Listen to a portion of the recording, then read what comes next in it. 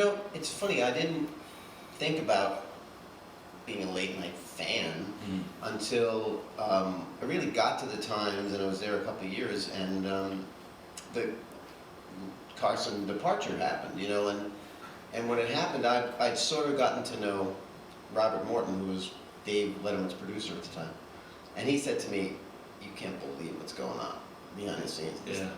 Because everybody was covering the heck out of that. I mean, it was in the press every day, and people said, "There's no book in it because it's so covered." But one thing I've learned is what you read in the daily press is like, you know, 1/8 of what really is happening. Yeah. And if you really get inside and really find out, there's all kinds of rich stuff going on. So that's when I really got into it. I'd seen the shows, but I hadn't been like an obsessive Letterman fan, which many people of my generation were, really obsessive Letterman fans. And you can see that I mean, Conan and Kimmel are like acolytes of Letterman. They grew up, you know, worshiping the guy. And I didn't think that because I'm not funny, I guess, so I wasn't trying to be a comedian. But once I got into it, I thought the stories are amazing, the character is amazing, and when I wrote this book, I had a contract which I said I would write it fast because I knew it was changing all the time. Television changes so much. It's very hard to write a book about it. So I said, you know, most books you write, and you finish it and it takes them another 8 months to print it. And I said, you can't do that. I'll kill myself to do it fast, but you got to turn it around fast. So start to finish, the book took 8 months.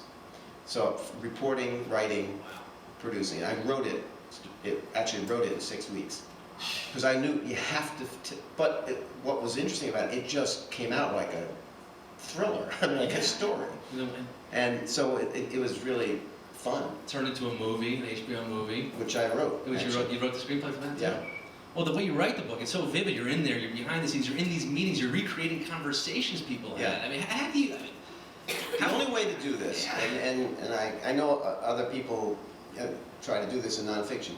To me, to be accurate and to be a journalist, which is what I consider myself, you've got to make sure it's exactly true. You can't recreate the exact dialogue, but if two people are in a conversation, you must talk to both of them and get them to say what happened. One of the best scenes in my last book, I think, is when NBC tells Conan they're going to remove him. Yeah. And he doesn't know what's going to happen, and he walks in the room with his producer, Jeff Ross, and these two NBC executives are there. So there's 4 people in the room. So I talked to all 4 of them, and they all agree exactly what Conan said when they told them they were putting Leno back, which is, what the fuck does this guy have on you people?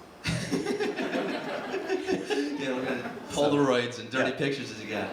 So that to me is, that when you do hear that and you get everybody to tell you, it's exciting because you can recreate a scene.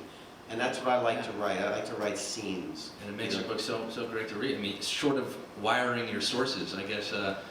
One thing that's helpful is after everybody in Late Night has read that book, it seems like, and they know the method, and I will tell them, this is my method. It's not like writing for the New York Times where I'll say, you know, Mr. Leno said such and so, and according to, I said, no, I'm not going to do that. There's no direct attribution. It's just what happened. Right. And so you can feel safe. It's not going to. You're not going to look like you're being quoted so much as you're just repeating what happened. Exactly. And I said, just read it, and you'll get relaxed, and you'll see it, and they get comfortable, and they talk. Yeah.